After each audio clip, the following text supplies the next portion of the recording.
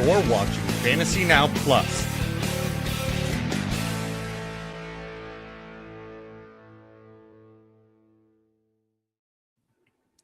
What's up, everybody? Welcome into another pre-draft best ball stream. I am your host, Tim Holstad. With me, as always, Bryan Rockwood. Bryan, how are you doing today? I've been better. I'm just a little under the weather today. No, nothing really serious. So just little sniffles. So if I sound, what's it called, clogged up, it's because I am. So otherwise, doing pretty good. Combine is here. It's actively happening right now. Maybe not at 8 p.m. Eastern, but today we saw a ton of the front seven do their agility stuff today, and yeah, Sonny Styles and Arvel Reese will probably be top 5 picks. I know we don't do IDP in best ball, but if you do IDP, there you go. Absolutely. Yeah. David Bailey ran almost a sub 4.5 as an edge rusher. Just some crazy stuff happening so far, but that's not what we're here for today. We are here to draft some best ball teams on Underdog. This is pretty much the last chance that you have to get some of your quote-unquote rookie sleepers before they test in the next couple of days. I am very interested to see how things go with a lot of these guys. I am not very high on this rookie class in general. I think there's a very clear top 5 players from like a dynasty offensive player perspective, including Mendoza. And then you've got Jeremiah Love, Jordan Tyson, Carnell Tate, and Mekhi Lemon. And after that, could be anyone really. Like if you're picking at a 106 and a super flex, like good luck, man. I don't know what you're gonna do with it. It boils down to how much you love Kenyon Sadiq. Truly, I think I know you're not as high on him. I'm kind of cooling off a little bit. It just becomes, what running back do you really like? What wide receiver do you think runs that 4.2 at the combine this week? It's tough. It's tough out there back half that first, and then obviously the rest of the draft. Yeah, it will be very interesting. Some guys could make themselves some money or lose themselves some money this week. So we will see how that plays out. But for now, I think we should honestly just kind of go ahead and hop into a little board, see what the landscape is looking like, and we can talk through more stuff as we go along. Let's do it. I've got 4 left, so won't finish them today, but getting pretty close. Gonna have all 20 done before I even know it. So gonna have to start looking at the regular big board here pretty soon, which my wallet is not the biggest fan of. That's okay. Look, just think, every draft gets you closer to the badge. It does. Every step, or every entry gives you a little funny thing to put on your little dog up there. Yeah. Would love to get to a point where I get a badge. Not there yet, but good to have some goals in life. Obviously, would love to get the winner badge, but we have very little control over that. So we're just gonna do what we can and draft the best teams we can and see what happens. Still waiting on 5 people here. If you want to hop in to a fast draft here on the little board, we will obviously start drafting as soon as it fills.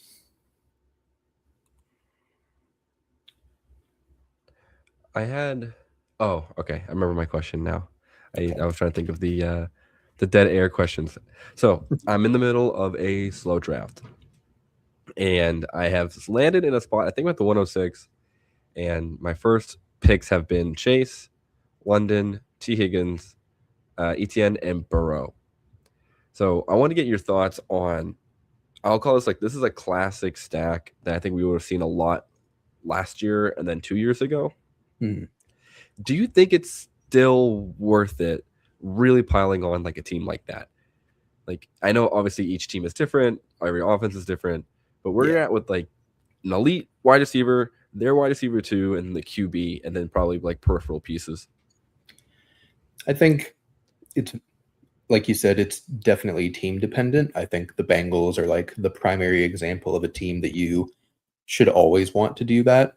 I think the Rams, another solid example of just, it's a good offense, invest in it, lean into the fact that where like 75% to 90% of their offensive production is coming from.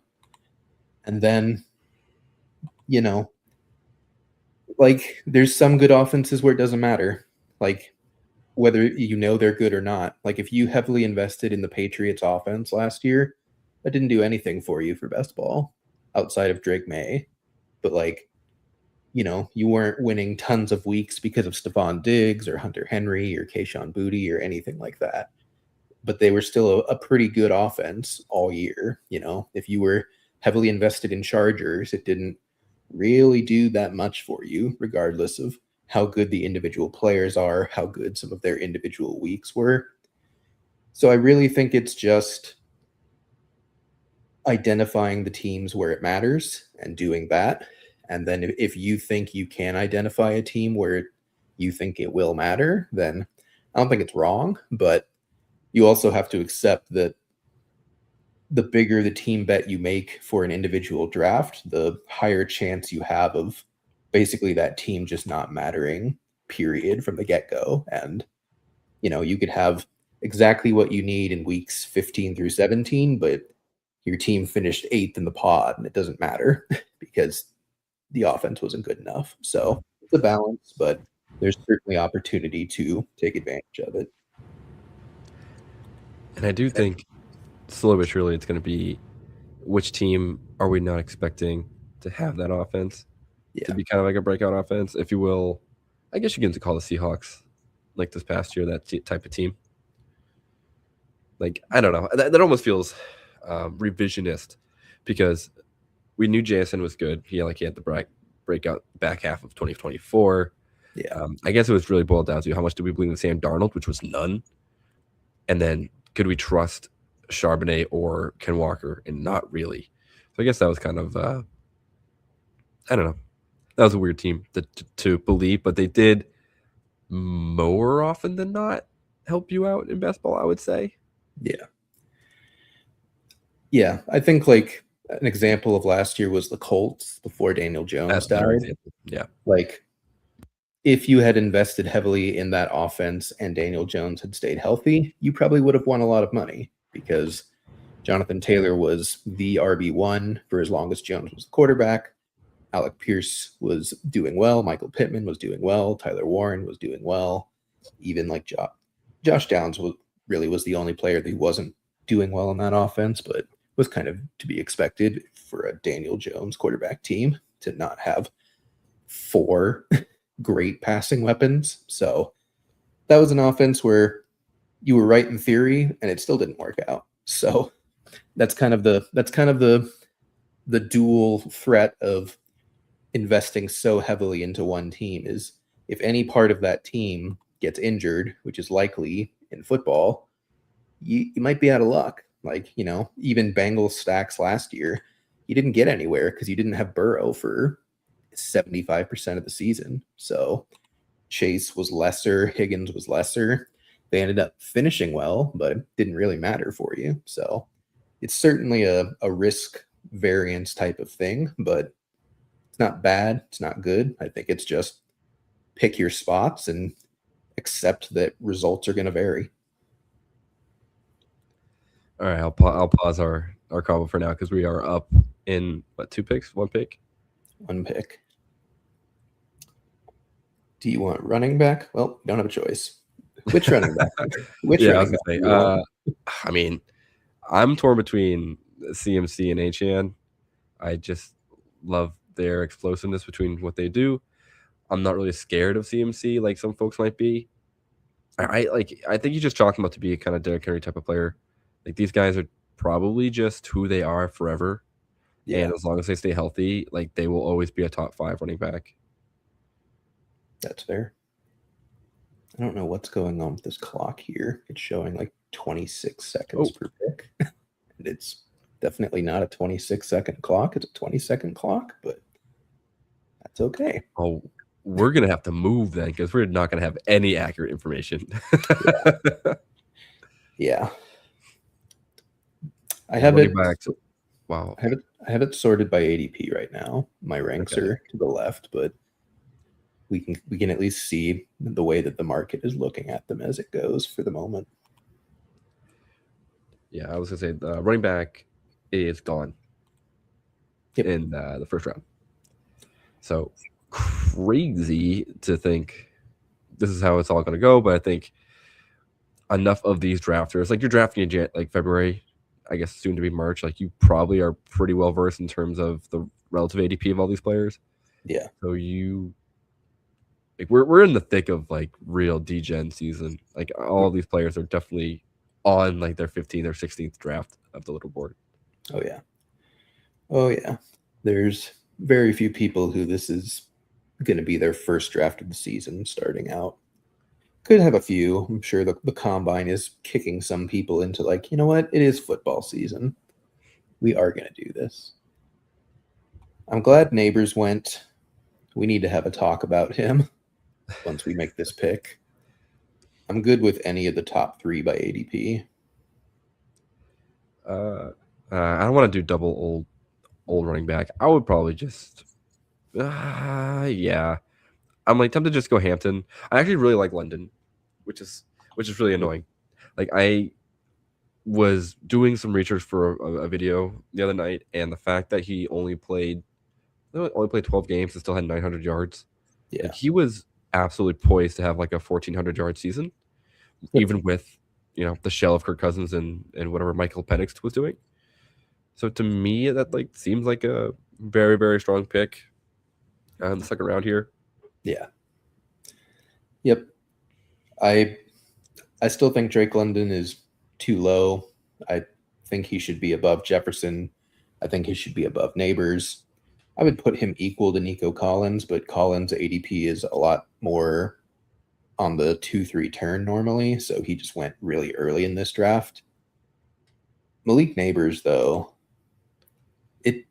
it's starting to just sound bad about the injury. Like we checked in, I think right around this time in January, and he was on crutches, and the coaching staff was just like, he's doing well. And then we checked in again at this a couple days ago, and he's still on crutches, and the coaching staff is saying, hey, he's doing well. His injury is progressing. And I'm like, he tore that ACL a while ago at this point, and he had that surgery a while ago. Like the fact that he's still like truly immobile at this point is starting to ring a few alarm bells, at least for what I would have to draft him at the early part of the second round. Like I'm not out on Malik Neighbors as a talent, but as far as like could he actually start on PUP? Like it's starting to feel more like a 25% chance when I thought it would be like a 5% chance. And that is a little sketchy to me. Yeah. Yeah. Like obviously it's really early, but usually you see some sort of good news, right? Like not just coach speak. Yeah. I don't know. It's very worrying. What up, Meatball? What is Ready? up? I hope you're ready to chime in and yap all over again. Absolutely. We love yapping. But God, Malik Neighbors. I guess what were 2 picks? All right, I'll pause for a second and let's think.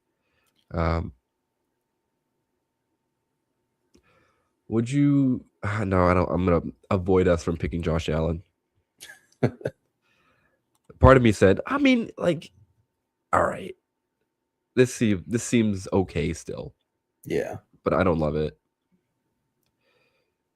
Any preference of these 3 receivers? It's so annoying because Rashee Rice is like the best receiver. Yeah. But what's gonna happen? Yeah, I think it's just like if I was gonna pick one that wasn't Rashee Rice, it probably would be Tataroa McMillan. Yeah. I don't know. I would still probably pick Rice. Okay. Fortunately, I mean, yeah, the clock is so wildly off right now. That's okay.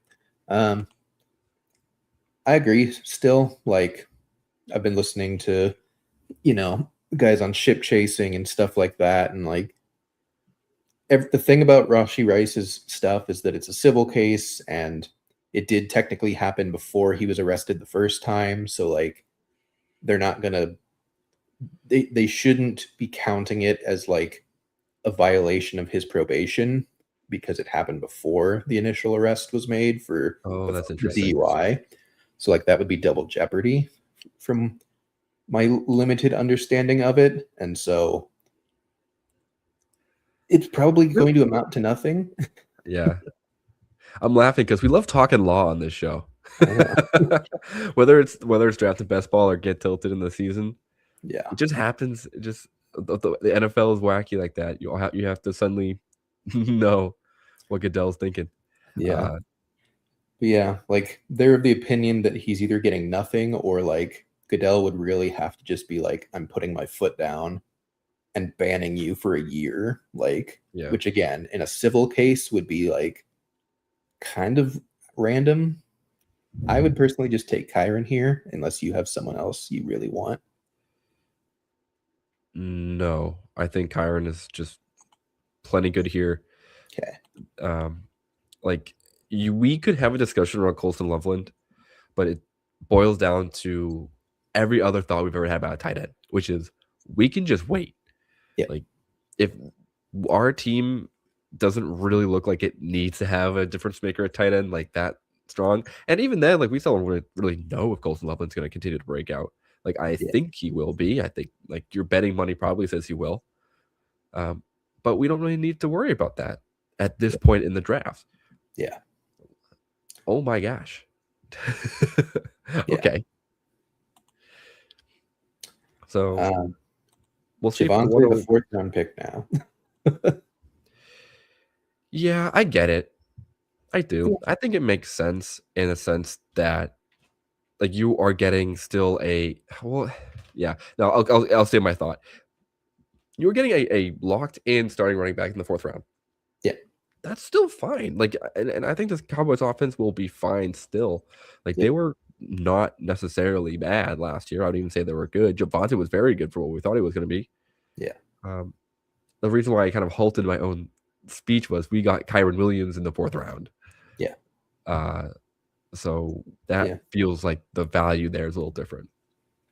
Absolutely. I mean, like, I like Scattaboo, but at 37, absolutely not. Like, he's much more like back end of the fourth, maybe like 43 is where I start thinking about it if I'm like been boxed out of running back. But wide receiver, just everywhere. Take your pick. We take a lot of Jalen Waddle on this show. Yeah, we can start thinking about maybe some rookies. Why not? Like, why not just start? Like, it's kind of stupid to take Jordan Tyson or Mekhi Lemon over Christian Watson. Oh, I guess Waddle just went. I like Lemon a little more than Tyson. Okay. Do you have a preference of other player? I think it's going to be very landing spot dependent for them. I think all three are in the same tier for me. I know some people have some lingering injury concerns on Tyson. I still think, I mean, he has had the best college season out of any of those three by a long shot. So like it's kind of a eye test versus production type of thing as far as your flavor of rookie wide receiver. I don't think any of them are going to be bad. I think they're all certainly not can't miss prospects, but they're all like pretty staunchly like good to great first round rookie prospects. And there's not many landing spots where it would just like truly be awful for them. Like unless Tampa just pulled out a random thing of like taking Tyson if he fell, like then it would be weird, but I don't really think they would do that. Yeah, Tyson to me, he just still feels like the one that could have the highest ceiling. Yeah. But because of like I'm not really worried about his injury history, but it still lingers in the back of your mind that it happened. It's a thing. Yeah. And he does kind of he has some weird film where he just looks smaller, but he just looks thinner than other people around him. Yeah. Where like you kind of have to hope that he's just a yak monster or just like, a perfectionist of route running, which is Yep. I'm not sure if that's really what we would call him. I think he's just a pure I don't know. My thoughts on Tyson is just he just looks like a playmaker straight up. Yeah. Like a highlight reel guy. Like a lot of his clips are just him making absurd catches and making big plays. And that's kind of what we want out of that. Like I think his tape looks a lot different than say like N'Keal Harry, who he makes a lot of big plays, but he makes one play and it's run really fast, beat the guy in front of you, and then make a really spectacular catch. Jordan Tyson at least runs left to right. So in that regard, he still looks like a better prospect to me than his former ASU, or they never played together, but another ASU teammate. Yep. Yeah, totally agree. We end up getting Tyson on the way back in the 6th, so we take Lemon and Tyson. Otherwise, it would have been an elite quarterback conversation for me, but again, quarterback's a position where I'm okay. Like, if I'm taking one in the 6th, it does need to be the level of like Hurts or May. Like, I'm not reaching for Caleb in the 6th. I'm not reaching for Herbert in the 6th or Dak in the 6th. Like, that's too early for me for a lot of guys, but May and Hurts at least have like QB1 overall upside. Burrow as well, but we didn't have a Bengal, and I don't really like taking Burrow just unstacked. So I think Tyson was just kind of a clear end of the tier there for us. Yeah, because already you can see the next few wide receivers, DK, Pearsall, Mike Evans. They're fine, but I do think we're kind of giving ourselves a shot to have more upside in the uncertainty of a rookie wide receiver. Yeah. Pearsall is skyrocketing, and I really don't know why. Like, I don't know what is propelling this huge rush of like, oh, he needs to be above all of these guys on the screen. Like, I don't think anything separates him from like a Michael Wilson or Alec Pierce or even like a Diggs or Pittman. So I'm not necessarily fading him, but like I'm not taking Pearsall at 73. Like, I would rather just take him in a range where it feels like we should take him. Right. Yeah. All right. Let's talk about some of these QBs that I don't know. Yeah. They're kind of elite-ish, like Dart or Lawrence. I think Jackson Dart is just probably a better fantasy QB. Where's our good friend Parker Washington here? He just went. Oh, okay, never mind. And Jacoby Myers goes right after Lawrence in ADP, so it would be a hefty stretch to try and push. Hard pass. Yeah. We'll go Dart. I am getting kind of high exposure-wise on Dart, and I do want to back off just a little bit because Matt Nagy is the offensive coordinator, and that's not good. And there is no like backup savior that could come in and save the season if Nagy is as putrid as we're all expecting him to be. Like, Harbaugh is not an offensive guy. Like, he's not a play caller. So it scares me, but I also think that the rushing floor on Dart is still high enough that I'm okay with it, especially like in the 7th round. Like, that's fine, but it does feel a lot less comfortable of a click than it used to when we started drafting a month ago. I think that ends up being one of the tougher things that you don't think about starting the best ball journey. Is the exposure, right? Like, you are now locking yourself into this one player kind of by accident because you just think they're very good. And now all of your teams are still riding on this one player. Like, that's kind of defeats the purpose of drafting a lot of rosters. Yeah. Do you prefer tight end, receiver? And Wow. I kind of want Sam Laporta. Okay. I think like Laporta and Pitts are very close. I think maybe it's silly of me to pick Laporta over Pitts, especially Stefanski being in Atlanta now. But seeing Laporta miss that much time and kind of seeing that offense struggle a little bit. And that's a very I'm very much stretching the word struggle with the Detroit Lions because they were still fine. Yeah. But they missed Tim, and now they're gonna bring Petzing. He made Trey McBride an absolute volume monster. Yeah. Yeah, I can see it doing Laporta. Yep. I'm cool with Laporta there. 1, we already have London. We'd be double stacking Falcons with Pitts. 2, I would rather have Jared Goff as my QB2 than praying for Michael Penix Jr. in 3 rounds or 4 rounds.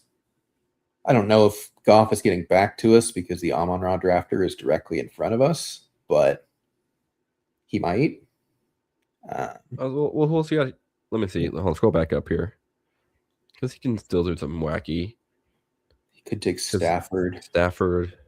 He could take Baker if he thinks Evans goes back. He has options. We have less because we have an injured quarterback, and 2 unknown quarterbacks. So, I forgot Mahomes hurt his leg. Oh my god. Yeah, and he went already. Mahomes is definitely an interesting one. There are times he goes in the 80s, and there's times he goes in the 110s, and it's purely room dependent. So Mahomes is interesting to just kind of push and see what happens. See, by ADP, that drafter should take Stafford. We'd have to reach a bit on Goff, but it's not the end of the world. All right, he went unstacked instead. All right, never mind. Nothing matters because neither of the players who want Goff got him. Sure. Wait, unless Jameson Williams was the other guy. Could take. I like Purdy here. Yeah. I don't know, maybe Bo Nix, but I think Purdy is just a better fantasy QB. Yeah. I don't love taking Purdy unstacked. You can take Waddle. Or sorry, Wandale. I don't even know if Wandale could be a Giant. That's the other thing. Wandale could just be elsewhere, and then we just have unstacked Wandale just for the sake of it. Yeah. All right. I need a post-it note of all the free agents because I will consistently do this with every draft. I think, yep, the name next to the team, that's where he's going to stay, except for obviously the running backs, which I have locked into memory, but none of the wide receivers I remember, except for Romeo Dobbs, because they said the report came out, he's most likely not coming back to Green Bay. Which is funny because their GM just said they would love for him to come back to Green Bay. And I would say, wow. Why? How you about that? Just drafted Matthew Golden. Maybe play him. Just an idea. See, the key is Golden's not good. Apparently.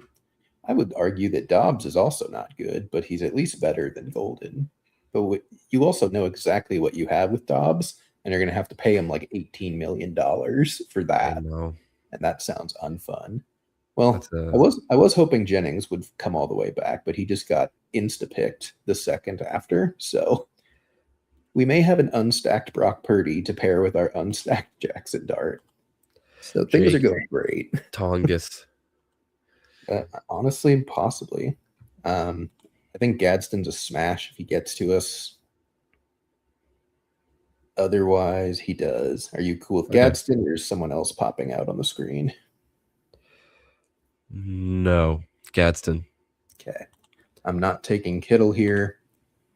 He has to fall multiple rounds for me to ever take Kittle, even with Brock Purdy, because I just don't think Kittle's going to play all that much, and I don't think he's going to be very good if and when he does play, because he's 33, 34, coming off of an Achilles tear.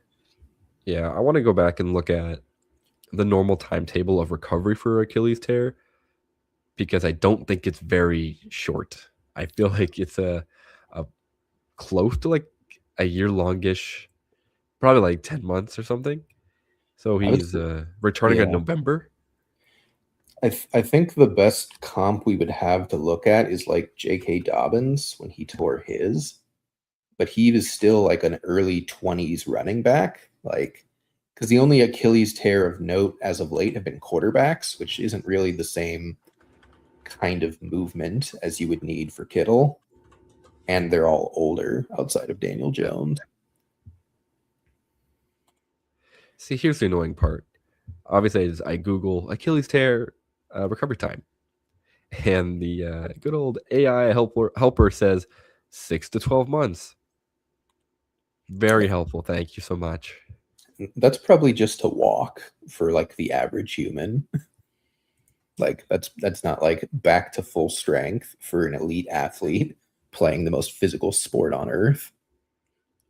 Well, they do have the most well-trained and well-paid doctors and athletic trainers on the staff.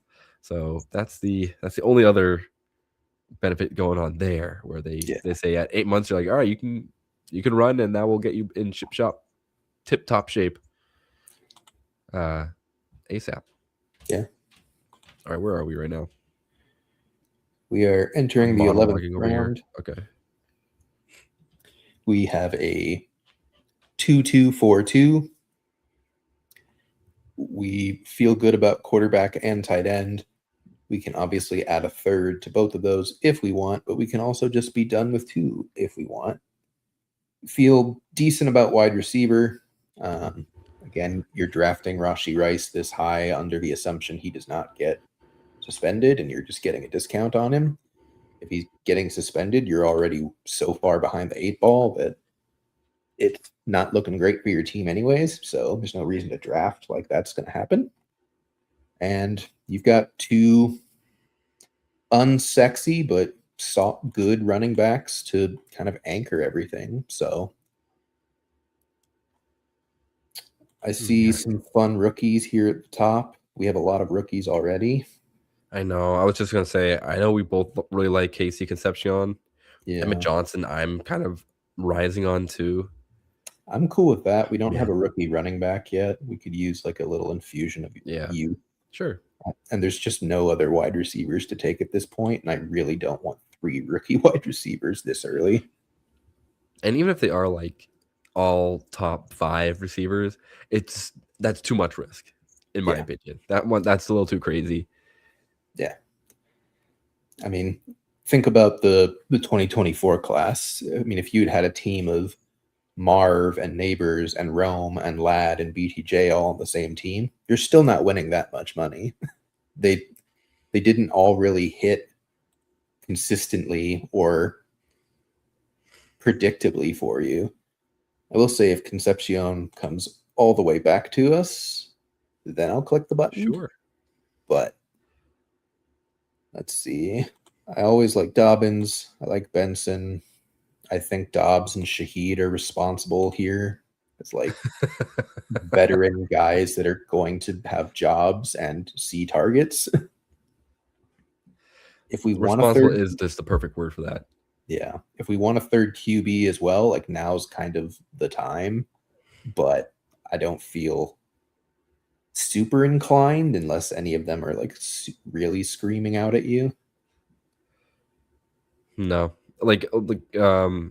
Again, as always, Kyler Murray sitting this far down.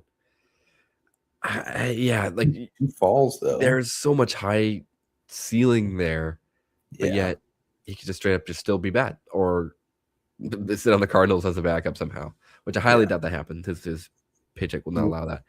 I would just go Trey Benson here. I do think he's probably going to leave camp as the starter. Yeah. Like, I know they love James Conner. I just think you spent a second-round pick on a rookie running back. Like, it's now or never to see what he can do. Yeah. And, like, there's also I'm starting to think Connor won't be back, but I don't know. I think it's purely just like how the front office sees what this season will be for the Cardinals. Like if they are under the disillusion that they have a chance to compete in this division and want to do so, then they might bring Connor back. And but I think what they're going to accept is that they're kind of back in retooling, rebuilding phase for at least this upcoming year, if not 2 years. And at that point, like, yes, Connor's a great locker room guy and he's a fan favorite and all that, but like he's also 30, expensive, and is blocking a huge investment at the position. So I'm starting to think he could just be cut. I think the entire team just kind of needs like a leadership upheaval from a player's perspective, especially on the offensive side of the ball. Like the report cards just came out. They weren't officially released, but they were leaked. Cardinals were second to last again for the second consecutive year, and locker room was an F minus. So definitely there was someone who was cancer in there, possibly multiple people. Everyone's going to assume it's Kyler. I don't know. I can't say for certain, but also not many people that are being paid that much money and are supposed to be the starting quarterback would just be happy-go-lucky about getting soft benched. So, Right. speaking of the devil, he's falling. As usual. Also love Hunter. I think Downs is a good shout. I think McMillan's a good shout. Anyone else interesting to you on the screen? On screen, like Mark Andrews is somehow still on this roster for the Ravens. And he's gone. I know. Do we want to They heard me. They're in the chat. Do you want I to actually like take Jalen time? McMillan the most. Okay. Like he saw very limited snaps last year, but he felt extremely used and important for this offense. I feel. I mean, this is very vibes based, so apologies for the stat folks out there. Like last season when he was breaking out, like he scored a touchdown every single week. That kind of felt like where he is going to kind of make his bread. Like this year, he was out for most of the year for the injury. Yeah. We got back to the end of the year, and he kind of hopped right back in. And I'm gonna actually look up his last few games there because I'm pretty sure it was not nothing. I'm pretty sure he had a game, but with either 100 and a touchdown or something like that. Like he was out snapping Emeka Egbuka at the end of the season, Right? just straight up playing over him. Like it's been 2 years of 2 small samples with McMillan, but he's been legitimately good in both samples with 2 different play callers. Keep in mind, and I think it's real. They're legitimately talking about letting Mike Evans walk. And I think it's because McMillan and Egbuka gives them hope for the future. And they like Tez Johnson, and they still have Godwin under contract for a couple more years. I know it's weird that of all the receivers they're going to move on from, it's probably Mike Evans. But I think that they drafted Egbuka with the idea that Evans was in his last season for the team, and they had McMillan, and they, for some reason, have chosen Godwin as the lifer instead of Evans. I don't really know why, but whatever. I'm not going to fight that. Is Kyler going to fall all the way back to us again?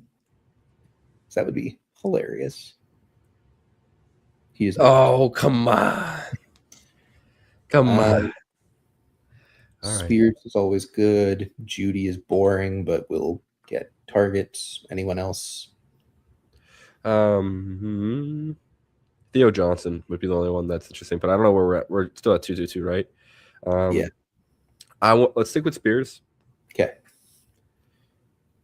Man, 20 seconds is not a lot of time for me to do my whole long spiel about each individual player we queue up. Someday we'll do an 8-hour per pick multi-day marathon draft of just talking about every single player for 8 hours each. The people will love it. All right, so maybe I was a little hyperbolic with Jalen McMillan. He's kind of averaging 3 to 4 targets a game outside of one game where he had 115 yards. That was against the Dolphins. He did have 7 catches in that game. Yeah. I mean, still, who in this range is averaging more than that? I don't see anyone. Troy Franklin is and Pat Bryan cosplay as the Broncos wide receiver 2 by committee. Like, Kayshon Boutte is fully replaceable. Tyreek Hill might not play football. Like, Travis Hunter is a cornerback, but also a good wide receiver playing cornerback. Josh Downs was awful last year, and who knows what is going to happen there. Like, Calvin Ridley is frankly dust. Like, Jerry Judy's fine, but he's playing for the Browns, unfortunately. So his situation will not improve ever as long as he is a Brown. So, like, I think this is still a pretty appropriate spot for McMillan, if I'm honest. I'm trying to remember which way. Yeah, I don't know. It's so weird when you get down here because you have to battle between the constant stream of news that you hear. So, like, especially with like someone like Travis Hunter, like you have to either ignore what you're hearing out of Jacksonville and say, all right, no, he's still going to be a great wide receiver, or you like just completely have him gone, right? So, like, we passed on Travis Hunter, and I think that was actually kind of the right call there. Because, again, like, unrelated, but they also have a super crowded room, right? The Jaguars. Yeah. And then there's, I don't know, still some other guys like you mentioned, Franklin. I don't know what we're doing there. I don't know what the Broncos are doing. Yeah. I think we do need to catch up at wide receiver. Right now we're leaning pretty heavily on some rookies playing well early and Rashee Rice actually playing. Running back feels pretty strong. We could take a 6th later. I'd be totally fine stopping even at 5. Like, these two are always going to hit the lineup. Do you want to just do Theo and be done with tight end? I would do this. My gut says this is the breakout time for him. Like, I think Theo Johnson's athletic enough and building that rapport with Jackson Dart where they can be a real, duo. Yeah. So I think now, and then we can, happily stop at tight end and start thinking about some of these guys. Like, we don't have Brock Purdy unstacked. We have his number 1 receiver. We have Christian McCaffrey. We're so smart. Somehow that never crossed my mind. It's so simple sometimes. The game's very easy for us. We didn't even need to know. Best ball is incredibly beatable with this one simple trick.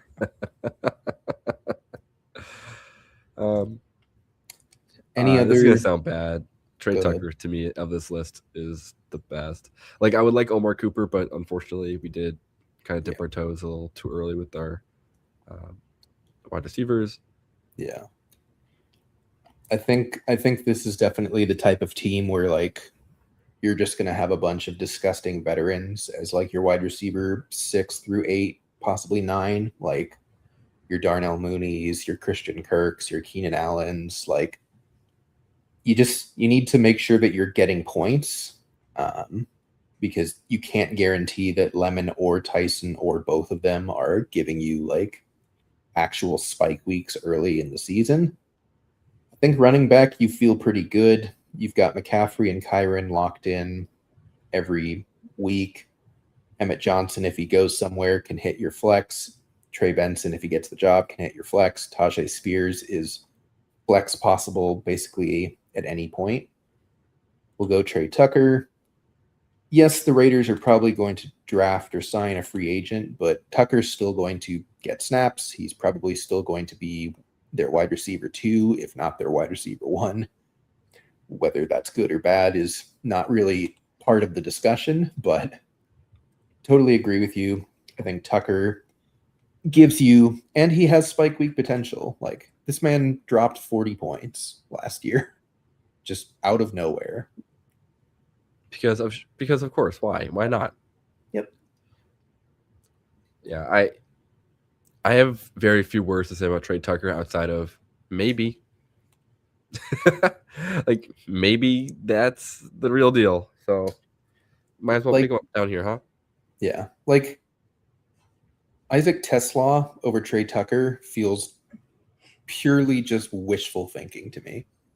Yeah. Like, I don't know if there's no one he can overtake to get more playing time outside of the wide receiver 3 for Detroit. Like, where's the upside on him? Like, you would need like an Amon-Ra injury for Tesla to ever pay off. Like, oh, is that not even the Goff drafter? I thought it was. Okay, it is. It's so he did Okay. have JMO, so Goff was not Okay. unstacked. You were right. He did Okay. take JMO. But yeah, he also took Tesla, which is like you're same literally player.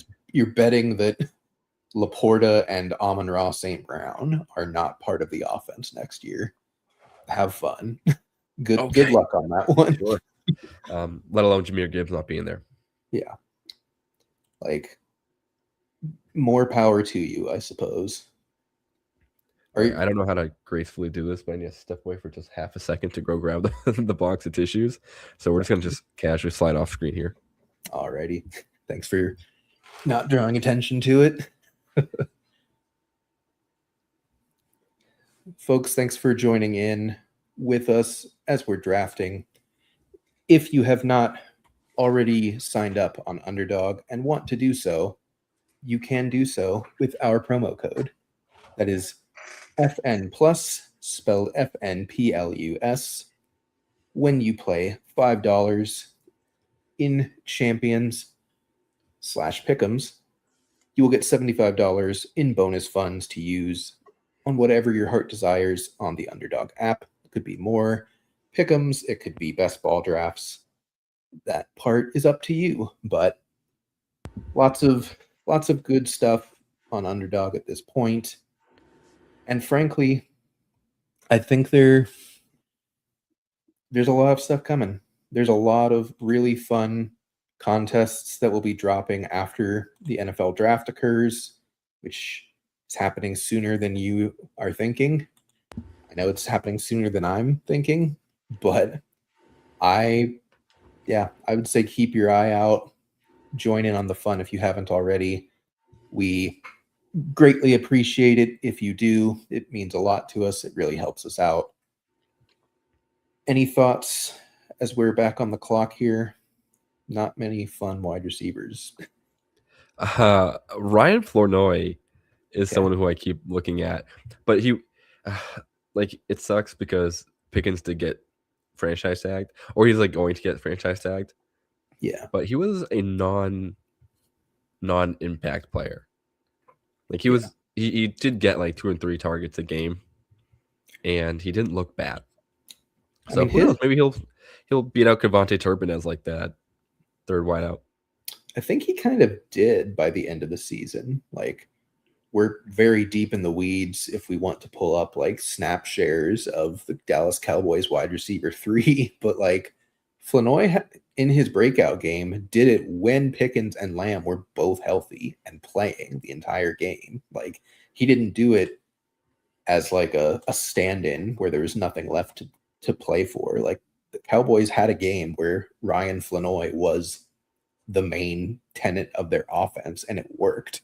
So I think he's definitely in play. I think he's pretty firmly going to be their wide receiver 3 unless they just draft someone out of nowhere. But yeah, I think Pickens is back. I think Lamb and Pickens are still elite, still going to be the main target earners. But, you know, we talked about earlier, this Cowboys offense is an offense that you do to some extent want to invest in. Like, they're going to score points. So I don't think Flournoy is a bad shout at all. And keep an eye out on this draft from Dallas, because if they don't pick up any defensive players, then we're absolutely getting more Cowboys players in best ball drafts afterwards, because that defense was bad. Yeah. And I mean, yes, Eberflus is gone. So the driver of the worst defense of all time is gone. Yeah. But hey, I don't know. Some things never change with the Cowboys. Yeah. Wide receiver is not as gross as you think. Like, the names look gross, but they're not horrific. Who do you prefer of people I starred, or is there someone else that I haven't put up? Oh, I would do I'd probably pick Vele over Mooney because I don't know how much Falcons I want outside of London. And then I do like we picked Cooper Kupp in a different draft, and I'm like kind of coming around to it. Like if he does play, like he will be relevant. Yeah, they're not going to cut him. Right. Like it's more likely that Shaheed is not back, and they're just rolling out Horton, Kupp, and JSN all year. Yep. Whether Seattle's offense is good is a different question and a fair question, but like, you know, he's going to play unless he retires. I don't know why he would retire. It's not like he's been chasing a Super Bowl ring and finally got it. Like he already had one. This is his second. Like if he wants to retire, he's going to retire, but I don't think he was like in some type of like lifelong chase that's finally been fulfilled and now he can just ride off into the sunset. He probably will retire when he is no longer making money. And right now he's still making a lot of money. So I don't see it. And I believe he's home. Like I think he's like from Washington. I think so. Or somewhere in the Pacific Northwest. Yeah. But yeah. I think Kupp is a good pick. Could be the pick if he's still there when he comes back around. Are you comfortable stopping at 5 running backs, or do you want to add a 6th to this team? We have 2 picks left. I want to see who our very last pick is. Because I'm comfortable stopping at 5. Okay. My rookie brain says let's grab one more rookie running back and let's see if they can surprise. Yeah. Like if they're just a 0 all season, sure, whatever. Yep. Yeah. But I don't think we need a quarterback. I think quarterback is firmly just not on the list. We're good with 2. We'll see what happens there. I think it's purely just 1 wide receiver, 1 running back, or if we just go 2 wide receiver and keep peppering that position. Maybe it is just continually just go wide receiver and just say whatever. Like there's interesting names there, especially like Mike Washington, Caleb Johnson. Like those are not anymore, but like they're players who could do something. They have a path. Yeah. But do we care enough? Yes. I would do Chris Bell or Ted Hurst has been interesting to me, just of like size, speed, athleticism, like X's. Chris Bell could have been a 1st-round pick if he didn't tear his ACL in college. Ted Hurst could rise significantly in the next 3 days if he runs a sub 4.45 at 6'3", 210 pounds. Like he's gonna get the Dante Thornton treatment, but actually produced in college as well, even if it was for Georgia State. So couple interesting names. I do think a vet wide receiver is the pick here. Do you want to go Kupp again? Do you want Keenan, Bateman? Noel is interesting. Let's go Kupp again. Okay. I think Allen is the lowest for me. Okay. Retires? Yeah. Well, not even retire. I just think that a new offensive coordinator is going to prefer like the more I'll call them the more exciting players like Trey Harris and Gadsden and QJ. Like they all have skills that they don't necessarily need as much with Allen anymore. And I think if anything, Allen plays, it's just to help warm up younger players in the first half of the season. And it's just going to kind of like exactly what he did this past year. He kind of just fades his obscurity in the back half of the year. Yeah. It's very rare to go 4 tight end, but I also really think that Stowers is going to massively rise in ADP after the combine. I don't think we need him, but he would be like a fun 4th tight end to just tack on. We're making that bet that a tight end's hitting our flex like semi-regularly, though. Yeah. And I don't dislike it because our wide receiver group is kind of wacky. It is. So maybe it is right. Maybe this is just kind of correct. I think for me, it's pretty firmly Bell or Stowers. Do you have a lean? Then I would go Bell because I think, as much as I love Stowers, like I think Bell is going to be someone we forget about because he is going to go in the like second round or probably like at least day 2, so probably Yeah. third round, and we're gonna be like, whatever. He's got a semi good capital. Let's see what he's got, and then he goes out and plays, and you're like, oh yeah, that's a big fast dude who's really good at football. Yep. We are doing another draft. At least we're gonna try to. Absolutely. It'll be another little board. So if you've got $3 floating around in the bank account there on Underdog, we'll do a countdown this time. Got a few people in here watching with us. Really appreciate y'all. And go ahead and recap the team here and then hop into another draft. So we went with a pretty unique build, I would say, but I think it makes sense for how we built the team. A 2-5-10-3. Got Jackson Dart and Brock Purdy at quarterback. Feel good about that. 2 high floor, high ceiling type of QBs. Didn't have to spend too early a pick on either of them. Running back, we've got a comfy 5 of Christian McCaffrey, Kyron Williams, Emmett Johnson, Trey Benson, and Tajay Spears. Wide receiver, we have Drake London, Rashi Rice, Makai Lemon, Jordan Tyson, Jalen McMillan, Trey Tucker, Ryan Flanoy, Devon Vele, Cooper Kupp, and Chris Bell. And then at tight end, we have the trio of Sam Laporta, Aronde Gadsden, and Theo Johnson. Thoughts on the team? I like our intimate running back room. Same. Like, I think obviously, like we said a couple times now, it's gonna be CMC, it's gonna be Kyron hitting our lineup more often than not. Yep. But I like the potential of Emmett Johnson to try to be, like a weekly kind of flex player. And Trey Benson and Tajay Spears, like I like making the bet that these are younger players who have a chance to actually do something cool this season. The door is open for them, and if we are right, then I think we are going to really see the benefits of that, especially in this type of draft where we have very few running backs. Yeah. And I think this is a good indicator and a good example of something that I also wanted to kind of stress as we do these drafts is like, when you think of having a thin running back room, you usually just assume that you need to go robust for that. You need to take 4 of your first 5 picks are running backs and then you're just done.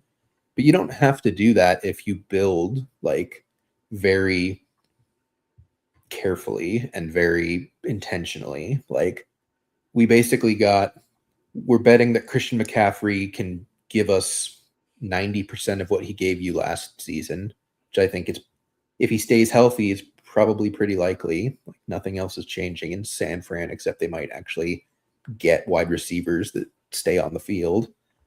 Kyron Williams, everyone is just like Blake Corum broke out, and it's like didn't really matter. Like Kyron was still good for fantasy. He's under contract. They just signed him to a large fat contract. Like he's playing. Emmett Johnson's going to get day 2 draft capital almost certainly, unless he like absolutely catastrophically busts at the combine, which I doubt.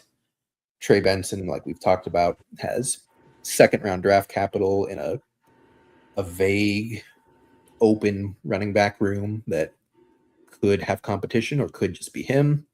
And Tajay Spears is in a similar situation. Like he could have Tony Pollard back. He could have no one back. He could have Jeremiah Love there. We don't know, but he's not getting played off the field regardless. Even if they take Love, like they're going to use Tajay Spears. They love this guy. Like they absolutely love throwing him the ball. So don't think that you go ahead. Yeah, and we love a running back who catches a lot of balls. Yeah.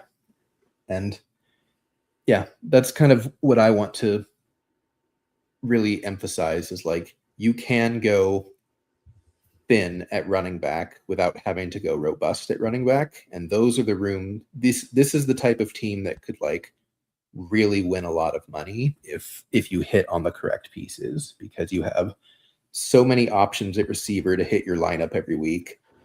You have 3 solid athleticism based tight end bets. You have 2 good quarterbacks that are not elite but could still put up elite numbers in a good season.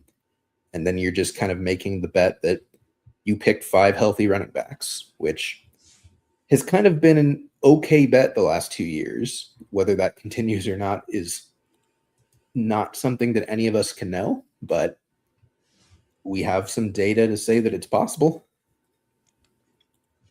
And as long as we don't believe in the electrical substation theory with the 49ers, they should all, both Purdy and CMC should stay healthy this year. Absolutely. Alrighty, folks, we're going to hop into another little board draft here. I will count us down from 10, jump in around the time I say 7, and you should be entering at the same time as we enter. 10, 9, 8, 7, 6, 5, 4, 3, 2, 1. Here we go. So Okay. we 7 talked about how Purdy might not be elite. You know who was the third leading rusher on that offense? Brock Purdy. You bet it was. Yeah. And he averaged 4.5 a carry. He like Get him back there in the I formation. the last 2 seasons he has legitimately like scrambled like at a pretty decent clip. Like he definitely did not as the beginning of his career, but as he's grown comfortable, as he's truly become the franchise QB, like he's not afraid to just take off, and he does it well. He definitely has like he's like Patrick Mahomes, but a lot less squirrely. But like Mahomes is very calculated when he's running. Like he's not going to just scramble to pick up 3 yards on second down. Like he's gonna run to pick up a first down on 3rd and 9. Like that's kind of what Purdy does, just not quite as proficiently. 3 touchdowns too. Yeah. Very, in 9 games, that's kind of a really good percentage considering he was a QB with CMC on the team. Yeah. And they loved Brian Robinson. Like they traded for Brian Robinson. Like they sure do. I don't know if they're bringing him back. He is a free agent, if I'm remembering correctly. That's why he was easy to trade for, because Washington didn't want to pay him, which like fair. But San Francisco backup running back situation for the 460th year in a row is going to be very interesting to monitor. There's a lot of Jordan James talk at this point in the offseason. Just because Brian Robinson's a free agent doesn't mean that they're not going to bring him back. They still have Isaac Guerendo. They most likely are going to draft someone in the 3rd round again, because they always draft someone in the 3rd round every single season. So that'll be a fun position group to keep tabs on. I need to relook at some of the running backs and, pretty much like pinpoint, all right, that's our 49ers running back. Just freak athlete that they don't know what to do with, like the Guerendo type. We'll figure it out down the line. And then they just don't. They just forget about them. The Trey Sermon option as well. My first pass at a guess would be Jaden Ott, but we also aren't going to get combine numbers on him, so we don't know. That's a good one. Yeah, that's crazy. I get it. It happens every year. 2 games? Yeah, like it's literally just there's just a few guys every year where it's just like they should have been invited to the combine. That's kind of weird that you didn't do that. Yeah. I don't know if it ever really has played out to be like a miss, though. Like, has there ever been a guy that was not invited to the combine where we were very clearly like, oh yeah, if he had run and we had known his numbers and the NFL had known his numbers and had drafted him around higher, like we would have very clearly all been in on him. Did Puka run? Was Puka invited? Don't know. I want to say no because he was injured. Let me find. Wrong, let me see if. Let me just type in combine. We got the 112 this time, so Okay. we're gonna have a lot of time to think about it and no time to do it.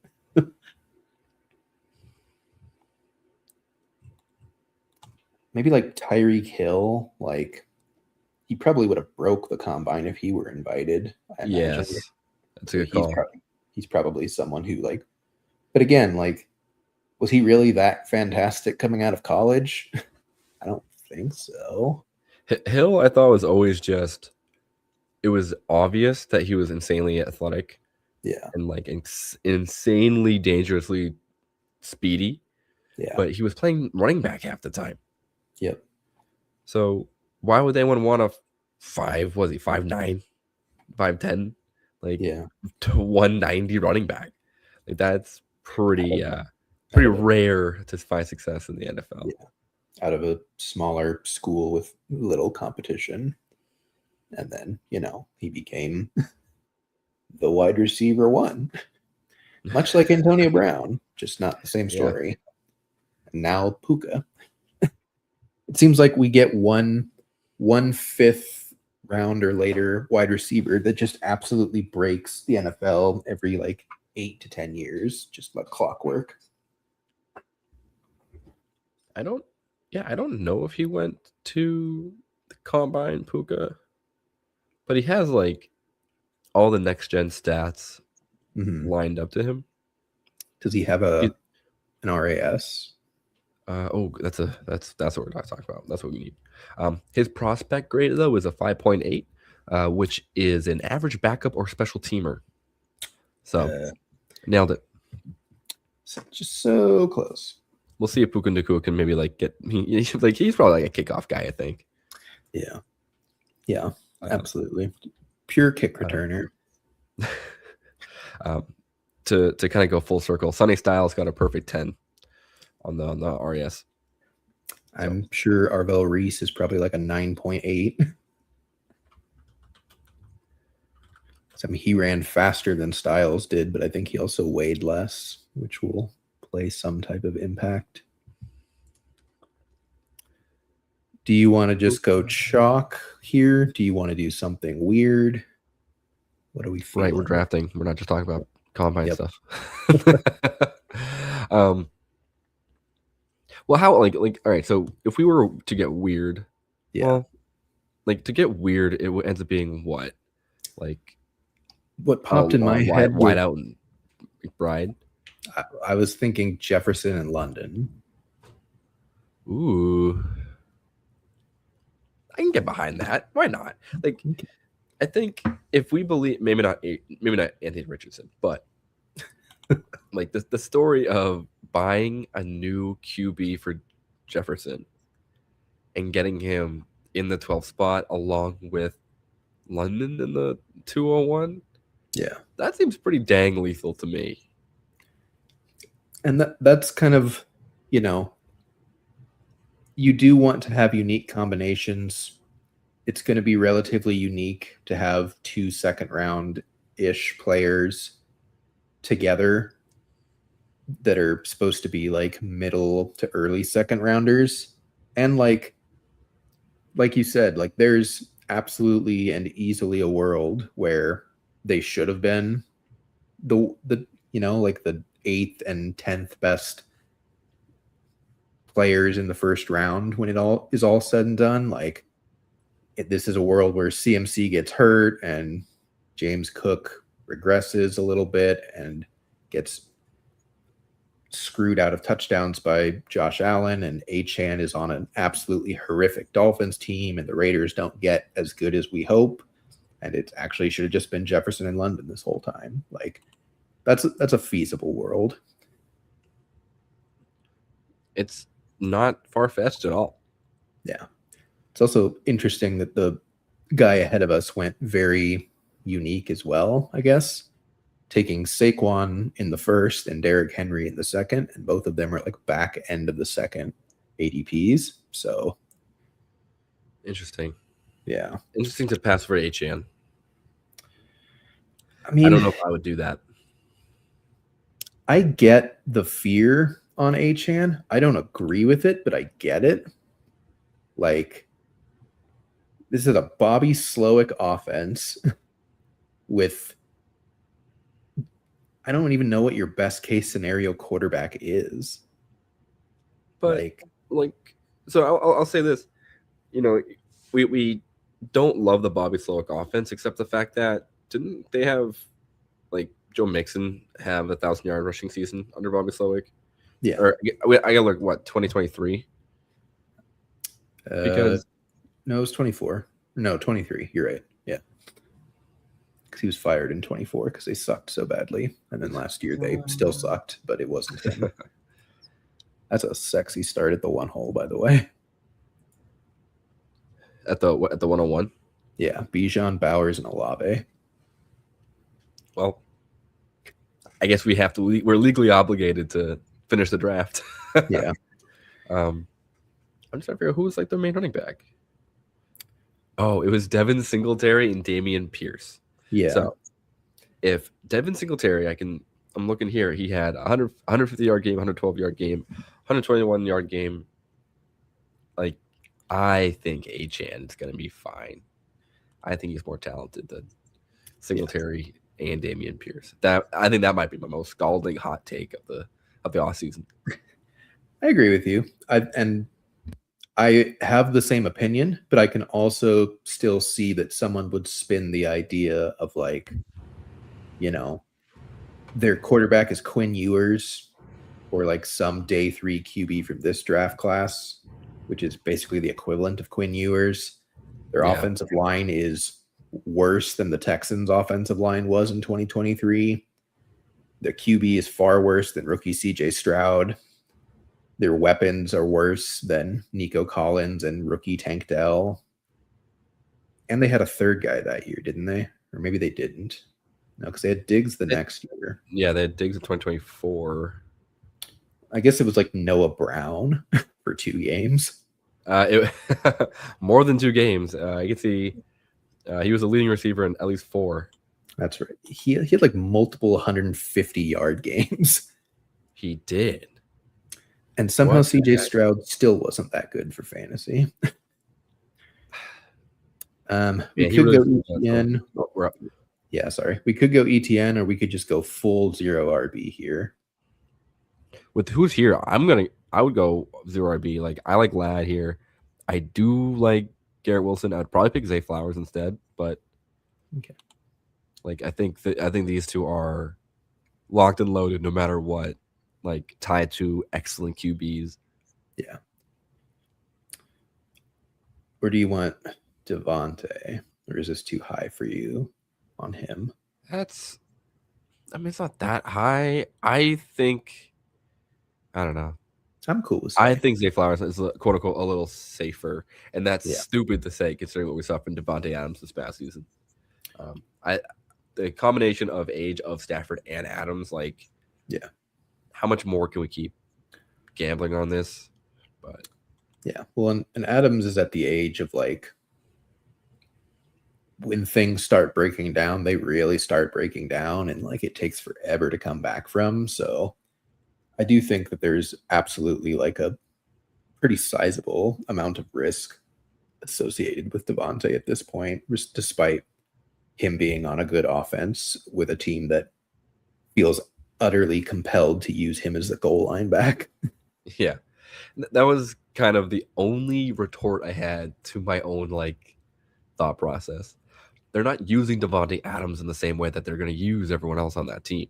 Like, he is just a short yardage, I don't know, specialist. Yeah.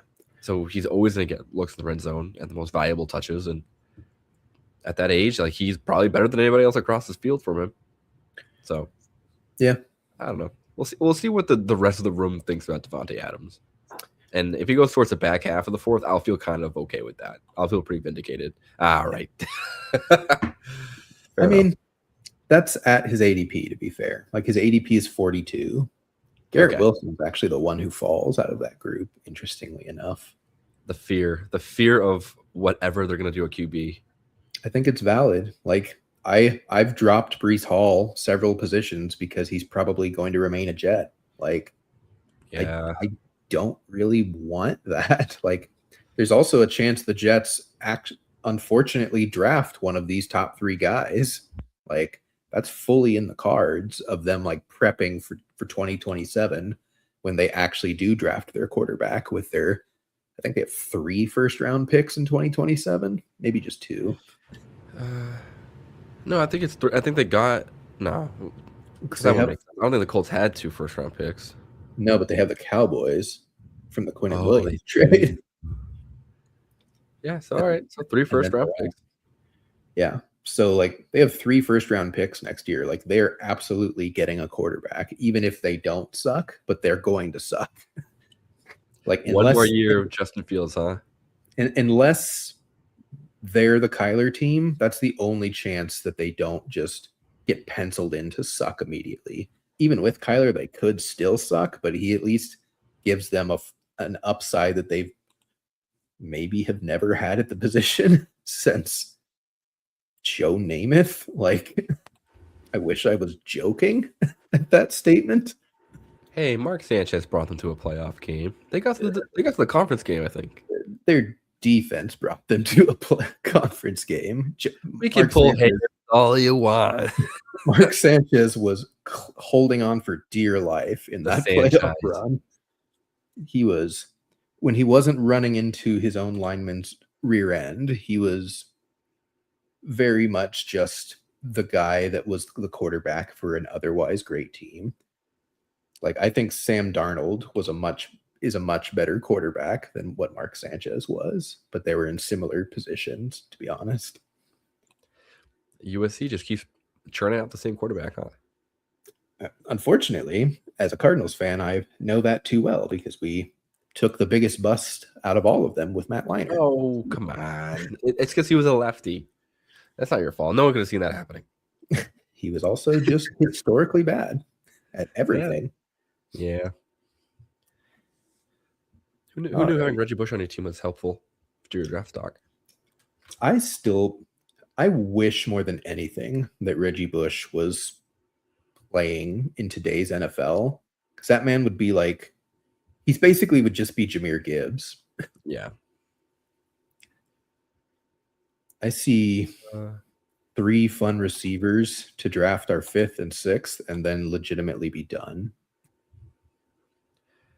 I would be okay taking Tate this time around and like going Tate Tyson. That's like pretty crazy. I think we go with Dunze instead. Yeah, I think how you have is the correct way to do it. Yeah, I think Tyson has a bit more risk than the other 2.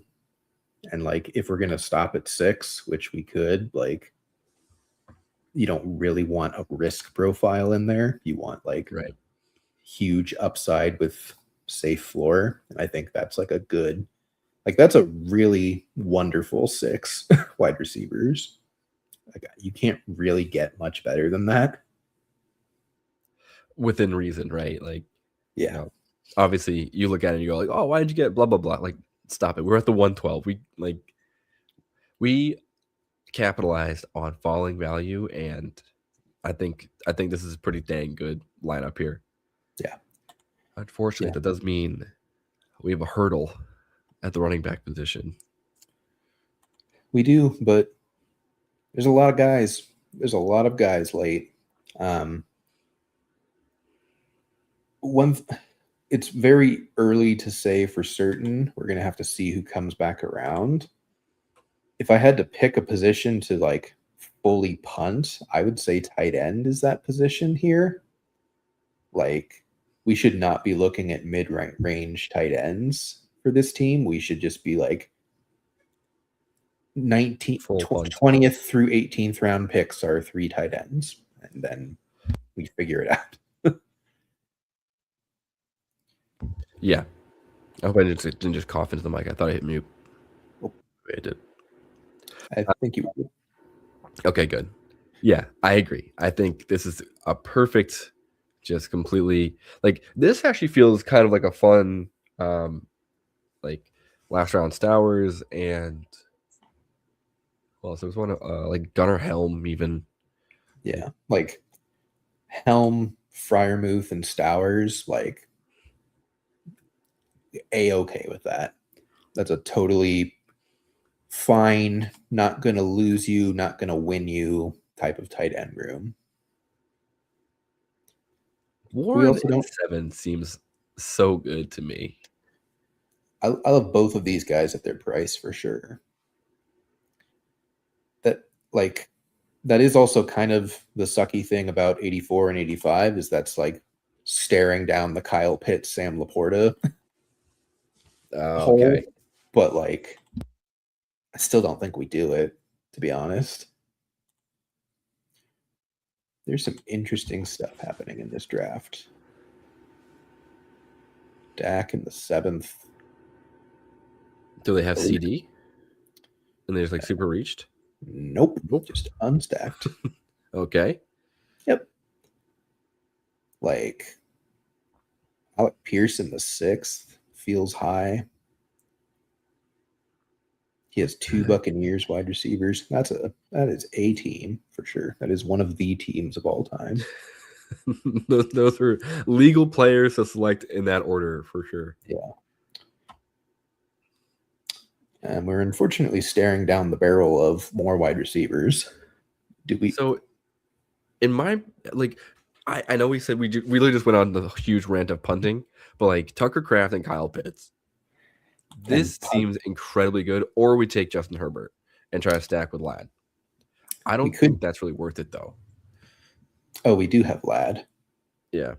We should. I think we do Kraft and Herbert then. Okay. I forgot we had Ladd because otherwise I was like, I don't want to take Herbert because then I have to go back try and pray for Gadsden. But we have Ladd, so I think that stack is good. But yeah, all the value is tight end and wide receiver. So, yeah, like this is like I think trying to sell ourselves on Corum and Manungai right here when all those other names were on the board is incorrect. I maybe the real incorrect thing was actually to not take QJ here. I don't want my first 7 picks to be wide receiver, 2 from the same team. You know. I mean I completely agree. I think this is one of those moments where I got very excited about just the sheer upside of the guys that were in front of me. And I'm just thinking like, yeah, like I will certainly take the wide receiver 1 of the Green Bay Packers and I guess the wide receiver 2 of the Falcons this late. If Herbert wasn't there or we didn't have Ladd, I was fully in on Kraft and Pitts. Yeah. But otherwise, our stacking partners currently is JJ McCarthy, Michael Penix, and that's it. So fair enough. It was kind of just like, and we're not planning on grabbing almost any other players to stack besides a couple tight ends. So it's like, I think Herbert, because he was stacked, it's just like, and he does have like QB1 overall upside. It's less likely than most other quarterbacks that go before him, but like we have just talked about how much we like Mike McDaniel's offense. Like he could get there. Man, what's going on here? Dart into Mahomes, went Caleb Williams into Brock Purdy. Someone did go Manungai. Yeah. I was really I was begging for Hurts to come all the way back to us. That was a pretty large slide for him. Shocking. Shocking the Dak drafter looked at Jalen Hurts and said, nah, that's got to be a Cowboys fan, right? But he would have taken CD at 4, wouldn't he have? I mean, I guess Gibbs fell, so he probably felt he couldn't take. Could you imagine getting Gibbs at the 105? I would love to imagine that. I guess that, again, you're just sitting there between JSN and Gibbs, It's like, what do I do? Yeah. This isn't supposed to happen. And he got Hampton at the 209. And then he followed it up with Igbuka, Evans, Pearson, and unstacked Dak Prescott. Brother. Handed little bro the controller and just said, You it's are- okay. We can't mess up this draft up anymore. You are crashing the plane, my friend. You need to remember your pilot's training. Oh, good. Double stacking unstacked Chargers. It's okay. No, it makes sense for sure. That'll work.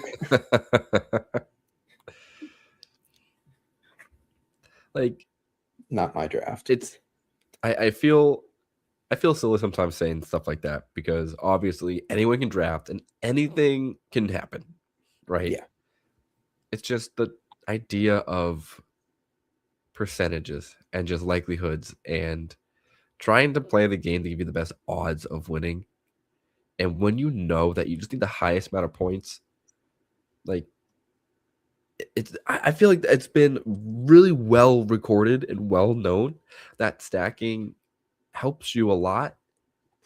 It's not the end all be all, but then when you are diving into an offense that you're not really bought into with the QB, it feels, I don't know. I can't explain it because I could be wrong and none of this matters. Yeah. Right? Like, I was really wishing Laporta would fall back to us.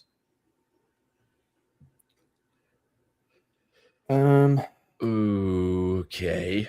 Everything is wide receiver again.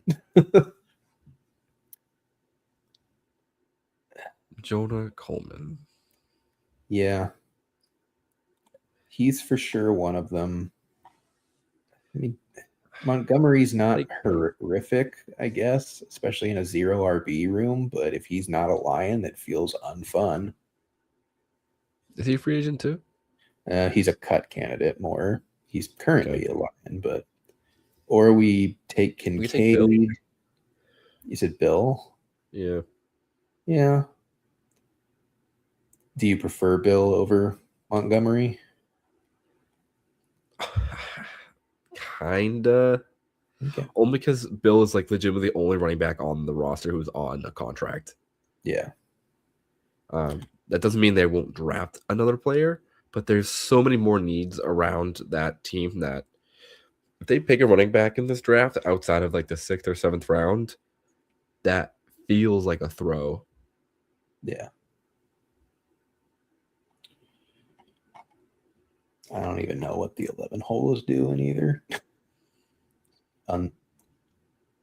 Unstacked Goff, unstacked Baker.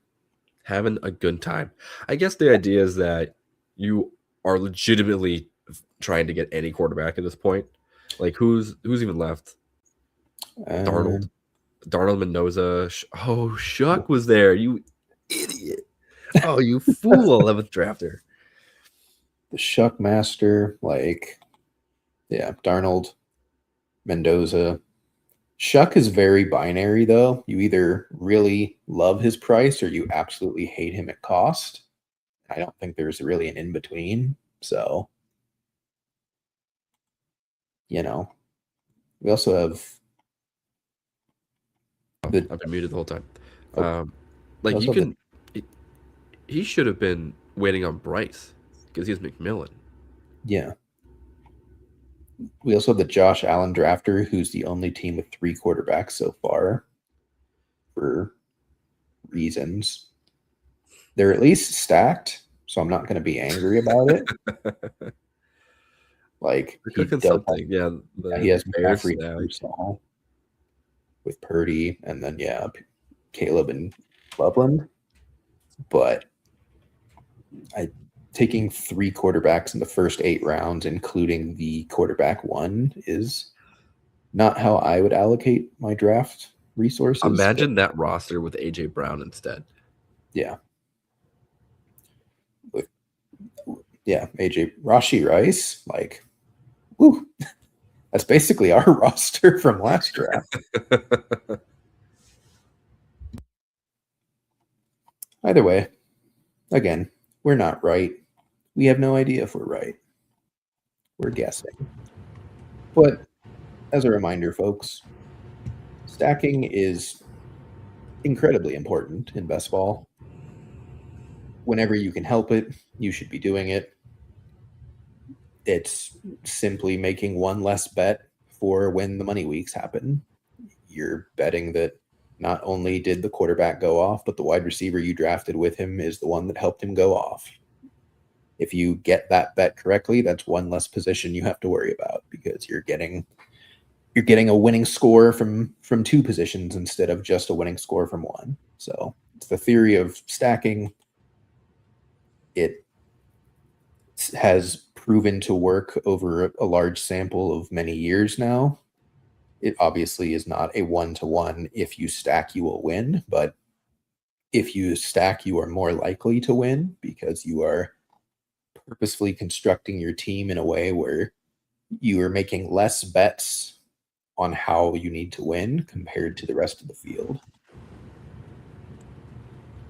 And that's, I mean, in a very silly way to say it, but don't you want to make less bets? Like, don't you want to gamble like a little less? Have more quote unquote certainty in an already kind of crazy game? Yep. I don't know. Just thoughts. Just thoughts. We're entering the no one likes them except for me veteran running back range. I'm definitely hopeful for two guys that we feel good about to add to this room. We've got our two young upside players already. There will be plenty of upside to take as the draft goes on at the running back position. But right now we've got a 1-2-6-1. Herbert as the lone quarterback. Kraft is the lone tight end. Started 6 straight receivers with Justin Jefferson, Drake London, Ladd McConkey, Zay Flowers, Carnell Tate, and Roma Dunze. Coleman and Bill at running back. This draft is taking forever. People are just really trying to crunch the numbers in between each pick. I get it. I respect the hustle. But come on. I think we need new numbers if that's our outcome there. Yeah. Yeah, why not? Why not? Don't you do it, 11 hole. Don't you do it. Thank you. It's definitely Emmett. Wait. Isn't that the third? Sorry. We'll make our picks and then I'll chat. Yeah. Do you like Connor, Mason, Kamara, or do you want a tight end or a quarterback with the second pick? No, I definitely want 2 running backs. I like Johnson, and then I think like my gut keeps saying Kamara. I don't know if it's right though. My only pushback is that Kamara falls a lot. Like he could be there with our next pick. Then maybe it is just Jordan Mason. Okay. Because again, if there's a real quarterback, like that lifts everybody. Like, yeah. I know, Connor. I know. And maybe I should be having you draft James Conner so you can watch the Cardinals and be like, there we go. I knew it. The heartbeat of this offense. But I think Mason and Connor are pretty comparable, except Mason's the guy that's not getting cut from his team versus the guy that might be. Like Mason's definitely a Viking next year. The question is Aaron Jones? And if not Aaron Jones, who is it?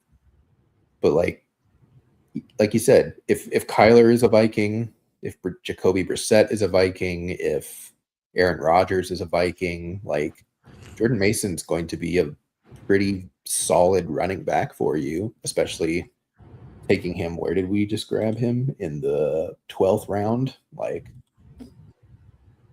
sure. Like the worst case scenario happened last year for that offense, and he was mediocre, and that's fine. It almost certainly cannot get worse than what we had last year.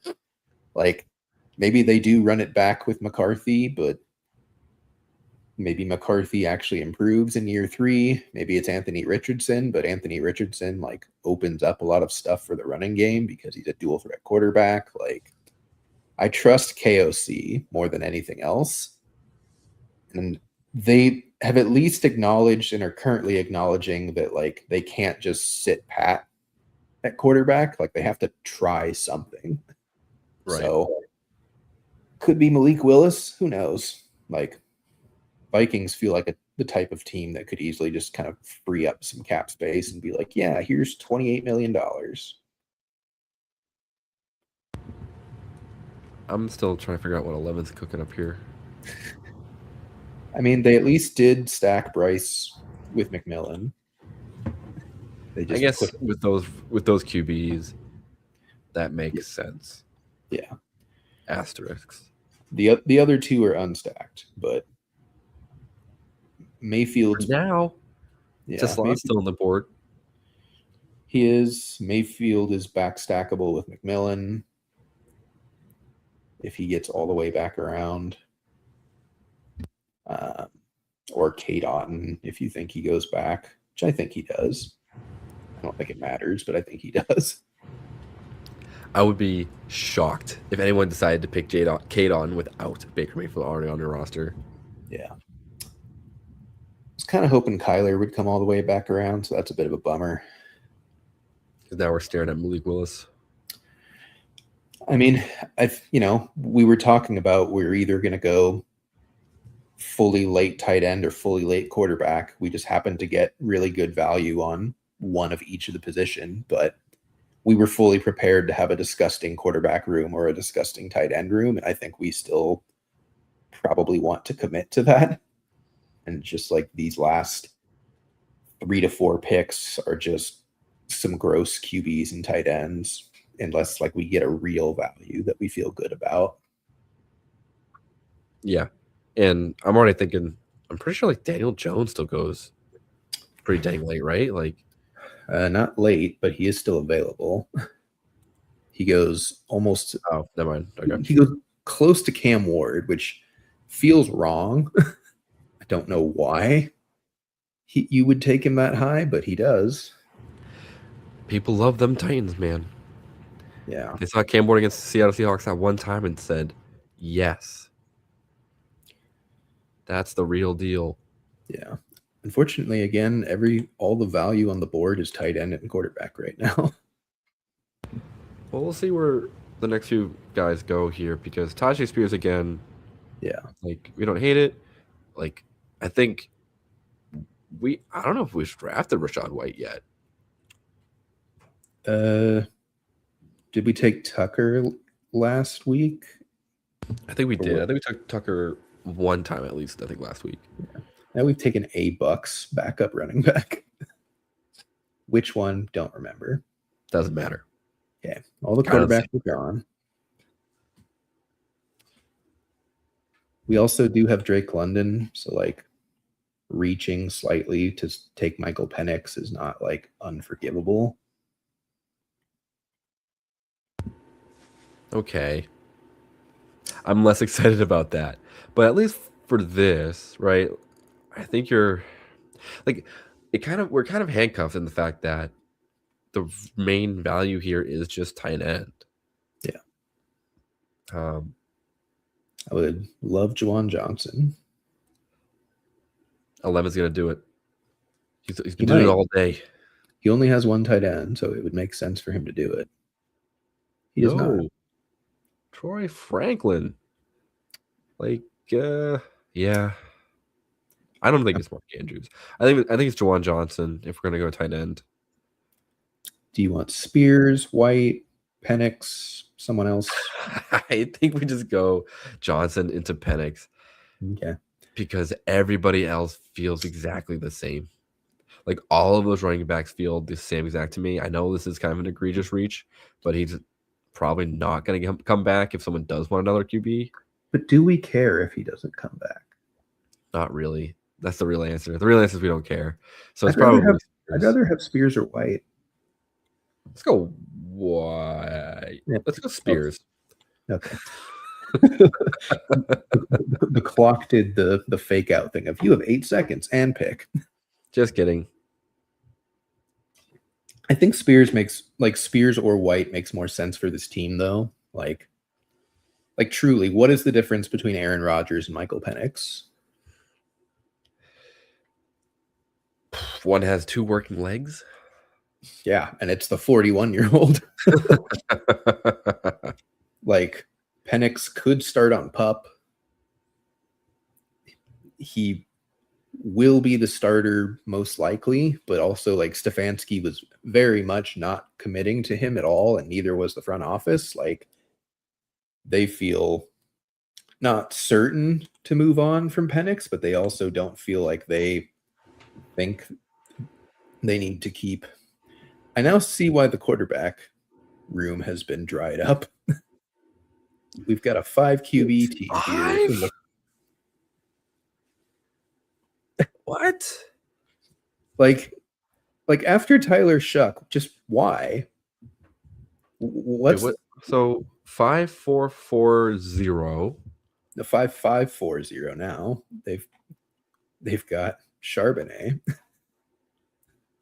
I would love to know why, because I think the idea is you are worried about the health of Jones. You're worried about the health of, the ability of Mendoza.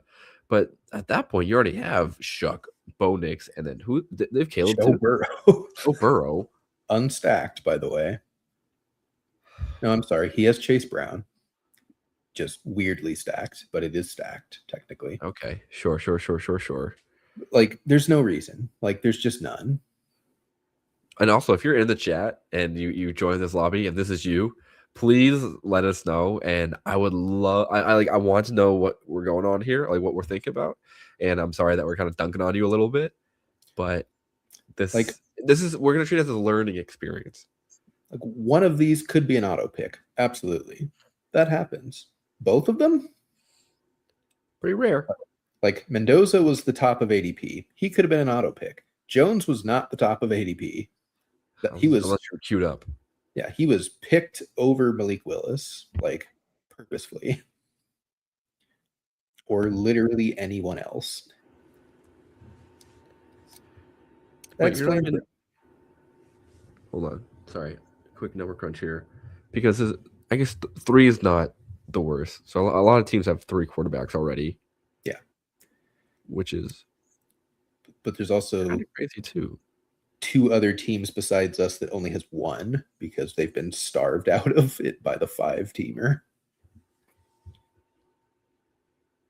It's like the real NFL right now. Yeah. We had so many teams with just no quarterbacks.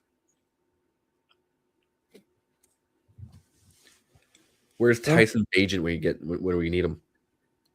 I mean, this is looking like a Jacoby Brissett, Aaron Rodgers, Kirk Cousins, Shadur Sanders kind of team, to be honest with you. Which I don't, for a 0 RB team, like, we've got Herbert. He's going to hit the lineup most weeks anyways. You've got Kraft. He's going to hit the lineup most weeks anyways. Like, everyone else is just kind of there to be there, but isn't necessarily like actually giving you anything meaningful. Man, is Shadur going to be like fantasy relevant this year?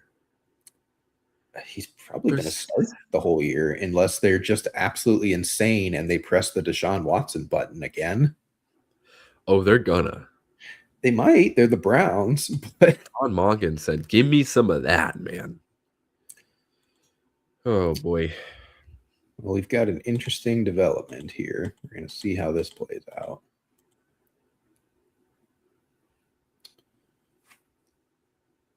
All right. That's right. Yeah. Alrighty. Yeah, get the Allens in here. Don't need a third tight end. Where's a boy Eli? We could take McCarthy. We have Jefferson and Mason. At least JJ McCarthy can run. I can gaslight myself into picking JJ McCarthy all day. Okay. Do you have an Allen preference? Probably Braylon, Okay. only because he's been in the NFL. I don't know where Katron's going to go. I'm not really excited about him landing on a bad team or like landing on a team with already like real running back. He could be a So Jet. he could be a Jet. You're not wrong, which is terrifying. Yep. I do think it's super silly still that Brees Hall will get franchise tagged if they can't make a deal. Because it's purely for compensation. I guess. Like they just want to pick next year for Yeah. losing him, pretty much. Awful. Makes sense Hold from this guy hostage. I know. It makes sense from a pure franchise standpoint, from an aesthetics player, every other standpoint. It makes zero sense and just annoys one of your like top 3 players on your team. So I heard that's very good for your locker room for a second year head coach. Yeah, for the worst vibes franchise in football, which is saying a lot because the Browns and Cardinals exist. And somehow the Jets have worse vibes than both of them. Oh, yeah, they always do. It's just because their owner is so bad. The Titans vibes are not awesome. They just traded away Tavondre Sweat, which I feel like that was very cheap. I mean, they at least have a franchise quarterback and a new head coach, so it's at least like you can make up the idea of the optimism, but sure. The Jets have nothing at quarterback. They have a coach that everyone knows is getting fired after this season, and they're still the Jets. The Browns have 8 quarterbacks on the roster that they're paying like $75 million to. None of them are good. They have a one-and-done head coach, and the Cardinals have half of a starting quarterback and no cap room. And yeah, it's just fun times all around here in the basement. When you mentioned about the Cardinals like competing, even getting close to competing this season, I kind of forgot what the NFC West, NFC West looks like. Yeah, and all of teams which won 12 or more games, all of them went to the playoffs, and like literally the Cardinals in the NFC. Unbelievable. Yep. Well, now's a good time to at least tank, right? You wait till Stafford gets too old. That's about it. Like that's Yeah. I mean, the Niners will eventually figure out whatever voodoo magic is going on with their franchise. Like the Seahawks just won the Super Bowl and have that entire core locked up for 5 years, except for the OC, which is like now the only question mark on the team is Kenneth Walker still there, and is their play caller good at all? Right. Did they already announce who the new play caller is going to be? Yeah, I don't remember his name. He was like the tight ends coach of the 49ers last year. Okay. So a name we won't hear about until, again, in August. Yeah, he's either going to be like one of those guys where it's just like, oh my gosh, how did no one else find this guy? Or he's going to be like, why on earth did you hire him? Okay, he was clearly just a new hire that didn't get it done. Okay, moving on. Yep. Next guy up. There are a lot of teams that already have a lot of running backs that are just grabbing more running backs right now. Yeah, let's go. What's going on our queue here? What can we even do?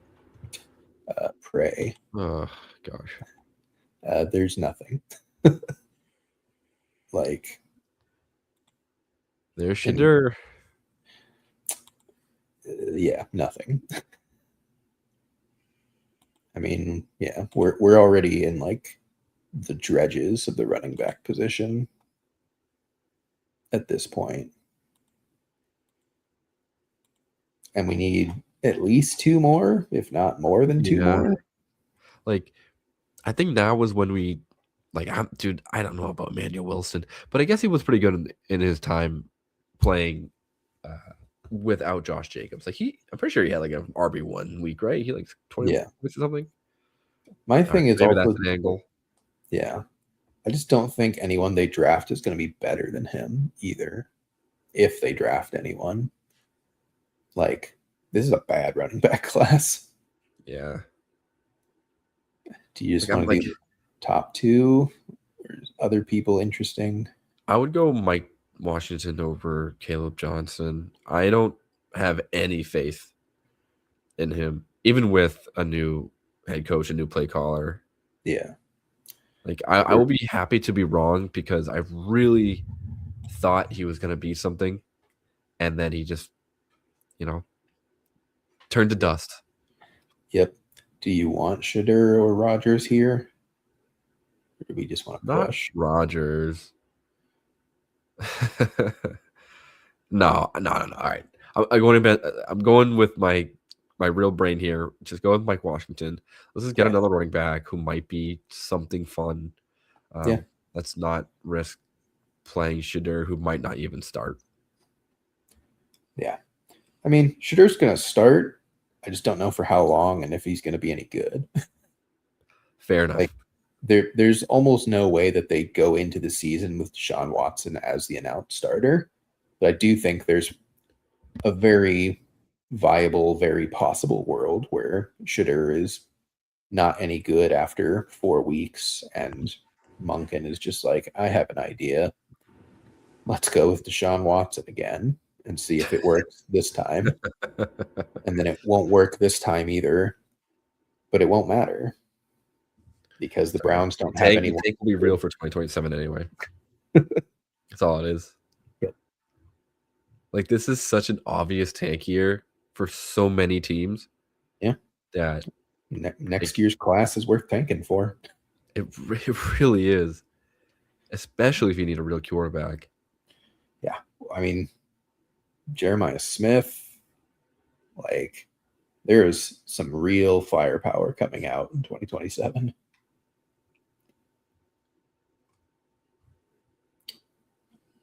I don't think we need a third tight end. Like, we have Kraft and Johnson. That feels fine to me.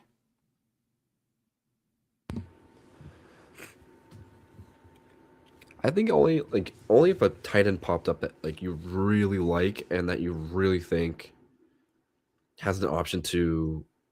No, we're not. Like, obviously, kind of like we talked about last draft.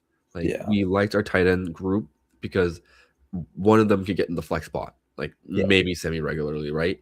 Yeah. That's not happening with our wide receivers. It better not, or else this team is already cooked. So, like, to me, no, we don't need a third tight end. Yeah. I think, if anything, we can take another stab at another wide receiver, like, depending on where the value is around here. Really?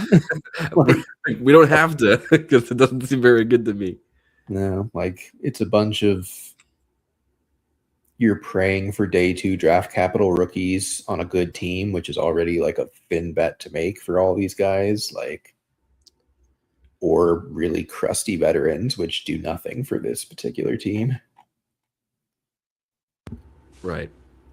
I'm going to add him against my best wishes. Tua's just going to start somewhere, right? Like, he has to with that contract. Yeah. Like, Gino might. No, don't put him on our roster. I'm not going to. I'm just saying he might start somewhere. Like, I sincerely doubt the Raiders are going to pay him that much money to sit on the bench. What's his? Well, now I'm kind of curious. What's his? What's Spotrac have for?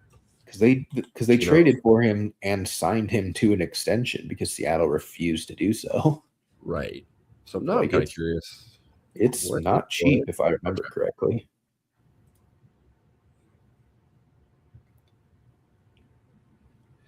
His 2026 cap hit is 26 million. Sorry, 18 million in dead cap. Okay. And then next year, before the season starts, it's no dead cap. They can cut him for free. So they probably are. If they're not trading him, they're keeping him this year. Right. They probably keep him then, unless he like just flat out says he has no interest in putting on a Raiders jersey. Like, there's a large part of me that thinks he plays again. Like, that the Raiders don't actually go Mendoza at 1. I could see it. I think Like, it's silly, but I think it's ill-advised. Yeah. Like, very silly, but let's see. I've seen all these names that I was so excited about. Like Jalen Wright, LaQuint Allen. Excited is a pretty optimistic term. I like these players. I like their tape. But I'd take Kirk Cousins out of any of the QBs unless you really like Tua more. I do not like Tua more. Okay. I would probably take Kirk over all of these guys. And then we've talked about Jordan James before. I still think DJ Giddens is probably the backup. Cousins. Oh, we sure did. All right, Tua. Wait, no, hold on. Before we jump into something crazy, what other QBs are there? Yes. Is it just Jeter? Ty Simpson. Ty Simpson. Oh my God! You want a Jets quarterback? Oh, Richardson. Oh, way too late for that. Damn it! I like Giddens. Hot take. Giddens good. I think Giddens is fun. Like, I don't know why they would draft another running back to compete for backup roles. Like, he was drafted. He fell because of like off the field stuff, and like that didn't rear its head at all. He just didn't get on the field because Jonathan Taylor was Jonathan Taylor. And then they like picked up Khalil Herbert, was it? Or no, it was Amir Abdullah. Someone washed. Yeah, so someone Herbert went somewhere really weird. He went to all right, I'm looking it up because I need to know that. Because Herbert went to the Bengals. The Jets. Oh no. Khalil. Yeah. And still didn't play. So that's yikes. Yeah. Man, getting forced into taking Tua. What a tragic. Like, the only thing that I would say about taking Richardson is like the only team I've heard interested in him is Minnesota. So at that point, we're just taking both Minnesota quarterbacks, and neither of which might be good. Hey, if the Colts can do it last season, we can do it this season in best ball. Just take Daniel Jones or A. Rich. One of them's got to work. Yeah, nope. Like, Ty Simpson probably would have been the smart choice, but I also just like don't think he gives you any fantasy value whatsoever. Yeah. Like, he's probably either a Jet, which is just an automatic no, or he's a Ram, which he's not playing at all, right, or he's some weird third team that we're not considering, like the Steelers or something horrific like that. The tragedy of the Steelers picking Ty Simpson. It's just, hey, what if we did Kenny Pickett again? What's the worst that can happen? Well, that was a fun team. finished with a 3.962. Have Justin Herbert, JJ McCarthy, Tua Tagovailoa at quarterback. Running back, we went true 0 RB. Everyone after pick 100. We have Jonah Coleman, Ja'Cory Krosky-Merritt or Bill, Emmett Johnson, Jordan Mason, Tajay Spears, Braylon Allen, Emmanuel Wilson, Mike Washington Jr., and DJ Giddens. We started out with 6 straight wide receivers and stopped there with Justin Jefferson, Drake London, Lad McConkey, Zay Flowers, Carnell Tate, and Roma Dunze. And we have 2 mid-round tight ends, which we said we were not going to do, but we did it anyways with Tucker Kraft and Juwan Johnson. I can't believe how, like, yeah, I don't know if I'm ever gonna do 9 running back again. But if things shape out like that in the wide receiver room, I'm down. Like that actually, like I don't hate this draft. It's wacky, it's weird, it's different, but I think you said it perfectly. It's this fun draft of trying to figure out where you get value and how can you game theory your way into a overvalued team. Is that the best way I can put it? Yeah. And in today's landscape, like everyone is absolutely terrified of drafting 0 RB right now. And like, if you get it right, you have a huge leg up on the field. It's just the chances of getting it right are lower than normal, but the chances are low either way. So you might as well at least shoot your shot once or twice. That's why we get 15 shots at this, right? Yeah. It's all about diversifying your portfolio. Yep. What do we think? One more, or are we going to shut it down for the night? That's gonna be it for me, unfortunately. I gotta run / potentially get some sleep and try to rest up and get better. But knowing me, I'm going to be up for a little bit longer, doing probably just more work because that's just the grind, baby. They need. Oh gosh. Anyway, fun drafts. Really, really fun drafting tonight. Oh, I forgot to mention you're on the clock, by the way, in the mock draft. Oh, did it? Oh, I will. The clock started. I will definitely get to that.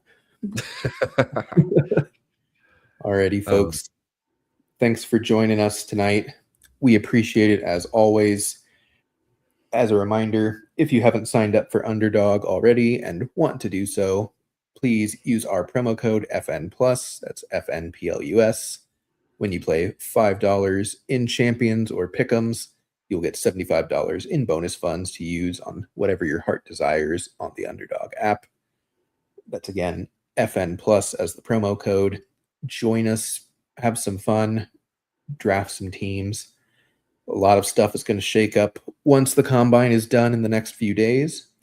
When we inevitably do this again next week, ADP is going to look a lot different. So excited to see y'all then. But for now, I am Tim. That was Bryan. Have a good night, y'all. We will see you next week. Good night. Thanks for listening. Be sure to like and subscribe wherever you watch or listen to podcasts. We'll be back next week for more ways to win your league.